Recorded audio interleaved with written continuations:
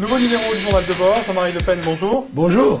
En région parisienne, cette semaine, une femme a porté plainte car on lui interdisait de se baigner dans une piscine publique en Burkini, un maillot de bain islamique couvrant intégralement le corps, comme on en voit d'ailleurs en Arabie Saoudite. Qu'en pensez-vous? Je pense qu'il s'agit là d'actions de provocation politique. D'autant que, en l'occurrence, il s'agit d'ailleurs d'une Européenne, je crois, convertie. Je ne crois pas du tout qu'il y ait un besoin, une revendication profonde des gens, des musulmans de France, qui sont quand même des millions, à exiger qu'ils aient l'accès de tous les lieux dans les termes prévus par leur religion. Et il y a des règles qui sont des règles générales de comportement, de culture et d'hygiène d'ailleurs, dans les lieux publics, et par conséquent chacun doit s'y conformer. Ceux qui ne le peuvent, restent chez eux ou se trouvent un club pour pouvoir se réunir entre eux.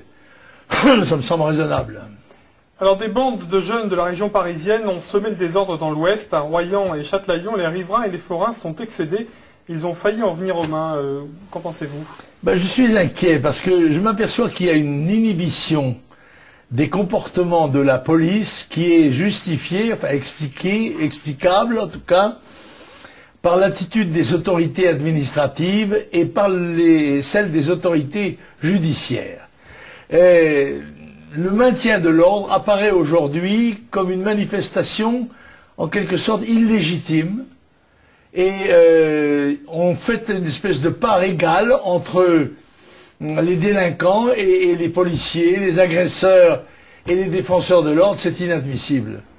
Aucune société ne peut résister s'il n'y a pas une priorité absolue en faveur, en tous les cas relative, sinon absolue, en faveur de ceux qui sont chargés du difficile métier de maintenir l'ordre. Voilà.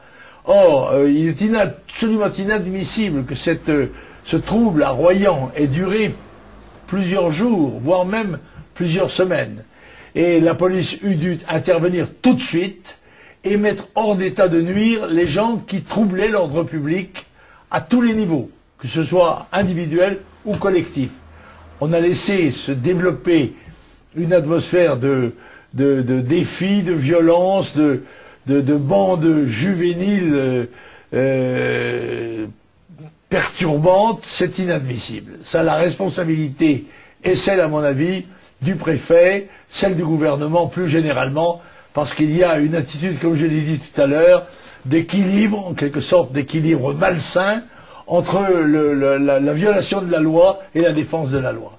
Et vous le disiez aussi, le nombre de places de prison qui n'est pas suffisant. Il est évident. Vous savez qu'en 2002, j'avais demandé que l'on construise au moins 100 000 places de prison supplémentaires, parce que nous sommes dans ce domaine-là, dans le cas d'une carence totale qui fait que, on sait qu'en France, il y a pratiquement des gens condamnés à 1 an de prison ferme qui ne rentrent pas en prison parce qu'il n'y a pas de place. Et qu'il existe pour au moins 15 ou 20 000 détenus une promiscuité qui est tout à fait intolérable, inadmissible et injuste.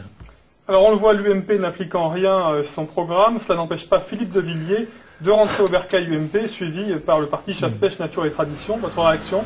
Oui, ils appellent ça rentrer au bercail. Moi, je vais prendre une métaphore maritime qui doit plaire sans doute aux gens de Vendée Globe. Villiers a toujours été un sous-marin de la majorité. Eh bien, ce sous-marin vient d'émerger. On voit son kiosque. Et il est suivi d'ailleurs par le sous-marin de poche Nius des chasseurs qui rejoignent la gamelle régionale, ou ceux qui croient être la gamelle régionale. Eh bien, les Français sauront tout de même, les Français nationaux, patriotes, sauront qu'il n'y avait qu'un véritable mouvement patriotique qui soit loyal, c'est le Front National. Voilà, c'est clair. Et ils en tireront, j'espère, les conséquences aux prochaines élections régionales, dans lesquelles je mets une grande confiance. Alors, beaucoup de gens sont en vacances au mois d'août. Vous allez continuer à travailler, vous, début août, hein? Oui, je suis en quelque sorte sur le trimar, si j'ose dire. Mais je prendrai quelques jours de vacances encore avant la fin du mois, Dieu merci. Mais pour l'instant, je suis en tous les cas là et j'ai préparé la rentrée. Et la rentrée du Front National se fera tambour battant, puisque je crois qu'il y a le 4, le bureau exécutif, le 4 septembre, le 7, le bureau politique, le 8, la Commission nationale d'investiture des têtes de liste à la fois régionales et départementales des élections régionales. Et il y a le 18, je crois, une réunion de l'IFOREL, et les 19 et 20, comité central et Conseil national du Front. Autrement dit, tous les organismes de direction du Front national et d'orientation vont être réunis de façon à prendre le départ d'une année qui va décoiffer, j'en suis sûr. Je viens de lire un assez gros livre sur la guérilla et la contre-guérilla. C'est très technique, c'est fait par un bon professionnel qui a une expérience vécue, en particulier des guerres d'Indochine et d'Algérie, mais c'est un ouvrage technique qui est assez difficile à lire. Et puis, je continue toujours à lire là, je suis un petit peu aussi dans le siècle de Louis XIV de Voltaire. Vous voyez, je suis en quelque sorte relativement éclectique dans mes lectures. Et puis, un petit ouvrage de Mazarin qui, je crois, s'appelle Conseil aux hommes politiques, quelque chose comme ça, qui est plein de petits aphorismes percutants et urticants. Merci beaucoup, Jean-Marie Le Pen. Bonnes vacances à tous.